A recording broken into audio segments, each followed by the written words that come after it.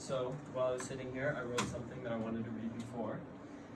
My name is Andrew, and the title of my piece is I Am What I Am, The Secret to Identity, Authenticity, Hidden Within Ralph Ellison's Invisible Man. So, I wanted to give you a little bit of background because I rewrote this 2 days ago because I wanted it to be more interesting.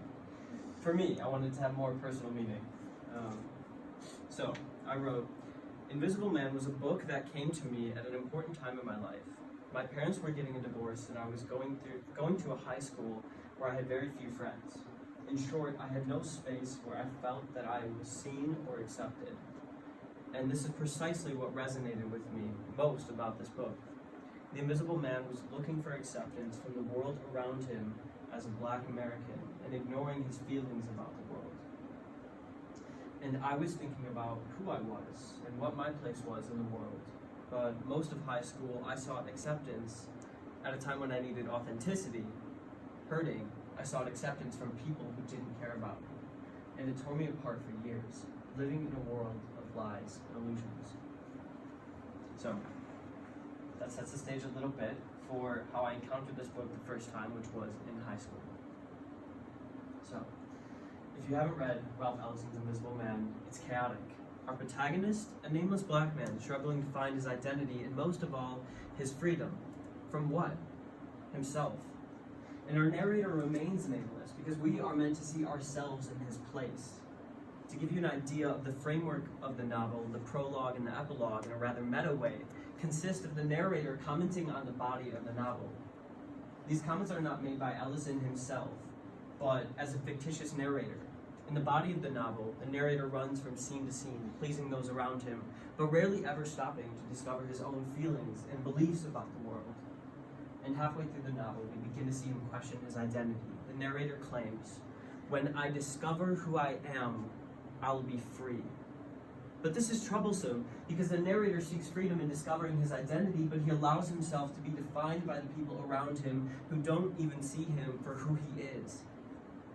So, in my larger paper, I trace the narrator's path to self-awareness, but here I argue that authenticity is the true key to freedom. And so if freedom is the goal, how does one achieve it? And what role does identity play in all of this? So, boring things. In the first section, I will present ideas of self-regulation using Foucault's panopticon from Discipline and Punish. And then I'll show a significant moment where the narrator begins to embrace his identity and authenticity and desires. And I will conclude my ideas by showing why this reading of Invisible Man is significant for any reader, regardless of their race. So, panopticon. It's a building idea consisting of a circular prison with the guard tower in the middle. The prison cells in the outer ring are built to allow the prisoners to be constantly seen without revealing when they are being seen. And no, it's not important that we understand the architecture, but this design produces the self-regulation of behavior out of fear of being observed in breaking the prison rules. Foucault does this to show that our societies produce the same effect on the minds of individuals, and that there are institutions, schools, hospitals, armies, prisons, etc. We conform to what these institutions want us to be, rather than embracing our authenticity. So the narrator, an Invisible Man, is driven with a frantic desire to please those around him, in the same way that a prisoner in a prison seeks to adhere to the rules of the institution. In the prologue, he says, "I was looking for myself and asking everyone except myself questions I and only I could answer." So this suggests that to seek external validation in our society is to lose a significant connection to ourselves. So, for the narrator to find answers, to discover who he is, in his words, he must turn away from the validation of others. And so how does one do this?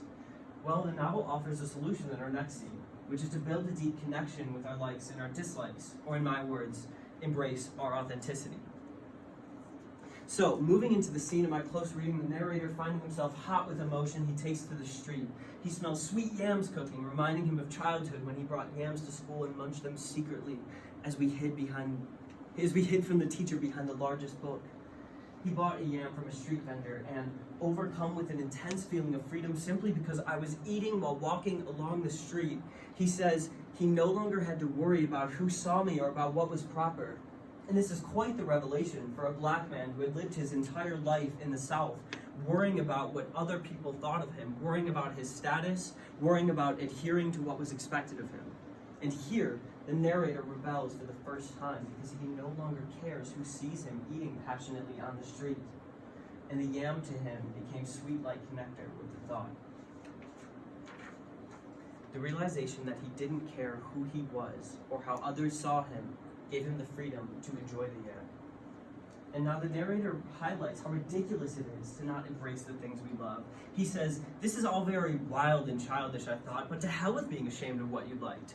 No more of that for me. I am what I am. And so the invisible man runs back to the yam man and orders two more, shouting, I am what I am.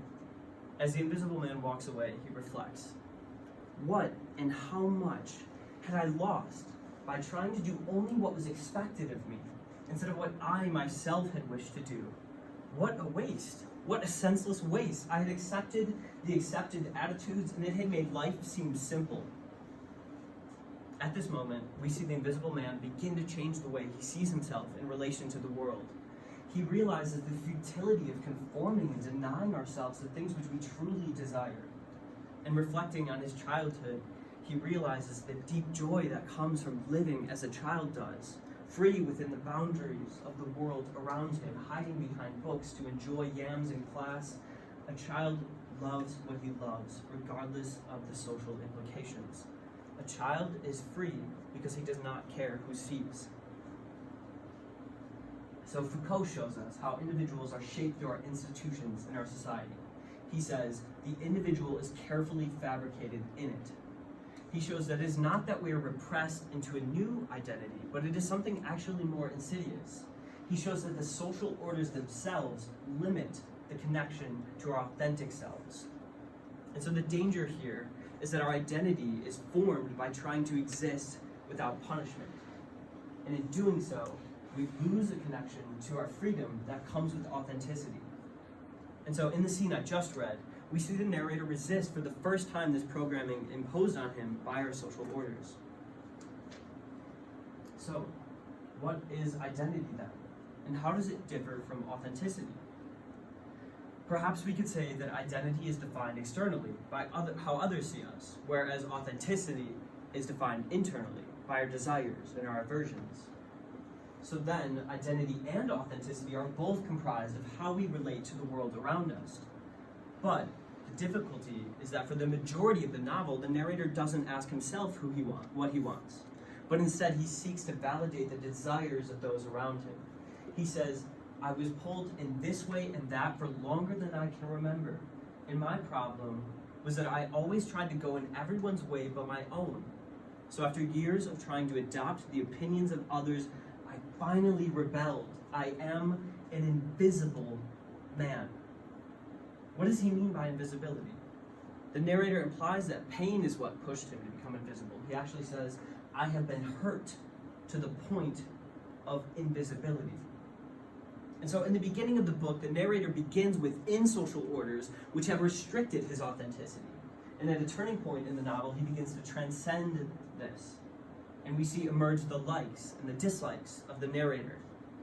And as the narrator recognizes and embraces his social invisibility, we see a trend towards freedom. So then we're only left with one question. How can we find freedom? Does Ellison suggest that we must embrace invisibility? Some scholars may say, but see here, you have made a mistake, sir. Ellison is clearly meaning that invisibility only applies to race. But Ellison actually warns against such a reading, saying, you will fail to see it even though death waits for us both if you don't. The narrator warns that we must all embrace the fact that the world will see us as it will, and that we can be invisible to the world regardless of our race. He goes on saying, whence all this passion toward conformity anyway? Diversity is the word. Let a man keep his many parts and you'll have no tyrant states. Life is meant to be lived, not controlled. And so ultimately, we are not the avatars that we create, and indeed the need for acceptance kills our authenticity. He says, I have never been more loved and appreciated when I tried to justify and affirm someone's mistaken beliefs. It made them happy, and it made me sick. The invisible man embraces invisibility and finds freedom. The final lines of the novel read, being invisible and without substance, a disembodied voice as it were. What else could I do? What else but try to tell you what was really happening when your eyes were looking through? And it is this which frightens me. Who knows but that on the lower frequencies, I speak for you. So why does all of this matter? Identity, authenticity, invisibility. Why do I care and why should you? Well, the final lines of the novel have bugged me for years. What do they mean? Why are they here? What is Ellison trying to say? It may be that Ellison's fictitious character believes in his invisibility, but Ellison, through his invisible, unnamed narrator, has effectively made himself visible. Why? By recounting his life experiences, the narrator comes to terms with his invisibility. He shows how his position as a black man makes him invisible to those in society who are blinded by their racism and are blind to their own racism, who see him as they choose to see him, rather than as an individual. And he reflects how his attempt to become visible has been in vain, and how he betrays his ethnic community and his individual authenticity. He says, "What and how much had I lost by trying to do what was expected of me?" Ellison points out the extreme danger of turning away from our authentic selves and our desires. And in those last lines, who knows but that on the lower frequencies I speak for you. This line, specifically, I ruminated on for the longest time. Years I would go back to it and look at it and try to figure out what it meant. And what I've come to believe is that Ellison is most worried that we all suffer from the same sort of invisibility. He speaks for us because it frightens him most that we are all invisible to some extent and that the world will see us as it wants to. And so if this is true, then how can we find freedom? My answer to the riddle of freedom lies in the prologue. It says, what is freedom? Freedom lies in loving. I guess now it ain't nothing but knowing how to say what I got up in my head. So perhaps Ellison means to suggest that people will see you however they want to see you, and that you are most invisible when you're trying to be seen. And so we all suffer from some sort of invisibility, and true freedom can only come from accepting this truth and finding freedom within it. Epilogue. For fun. What is all of this for, this crazy life? We can go on with our lives and pretend to be oblivious to the patterns around us and not seek their deeper meaning. Perhaps what Ellison means is that he realized that he has always been invisible, and that now he is just choosing to embrace it and find freedom within it instead of from it. His desire to be seen by the world around him has caused him to reject his own authenticity. So Ellison seems to tell the reader to live deliberately as your authentic self, and it will hurt at times, but that is the risk of opening your heart.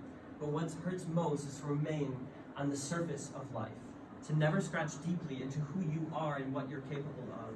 So he says, let the world touch you and you will be able to touch the world back. To desire to be accepted and to be seen by the world around us is to live within the realm of lies and illusion. There is pain and fear in embracing authenticity, but therein lies our only path to freedom.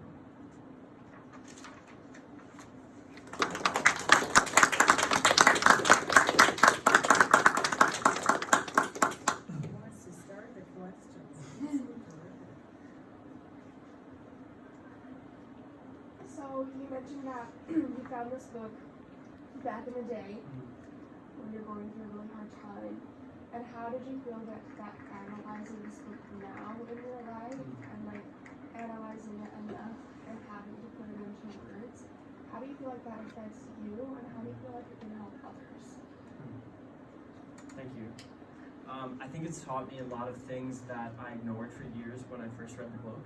I think coming back to it now, I've seen a lot of things that were present in my life years ago when I first read it, and I think picking them apart helps me understand things about myself which I didn't really have a grasp on back then, or I wasn't trying to understand. So I think through looking through this book and trying to analyze it and understand it was also paralleling looking through myself and trying to understand myself. I hope that answers your question.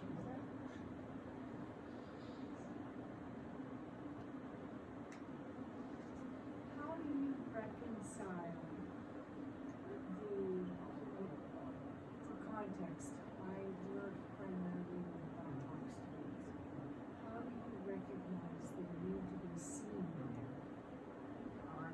others don't see that they are invisible, and yet they're trying so hard to be seen that they're obviously by self proclamation falling definitely into what you just read as they're invisible because they're not truly themselves. How do you reconcile that authenticity and the need to be seen, the voice to be heard, the secret? Personally, I think it comes from having someone who sees you.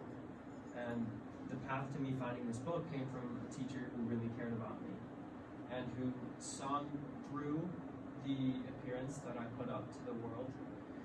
He could tell that I was acting the way I was not because I didn't care, but because I didn't have someone in my life who did. And I think having someone in your life who cares and can even just listen or lead you to recognizing when you aren't being your authentic self, and someone who can see beneath that surface, I think is what it takes for people to see it for themselves.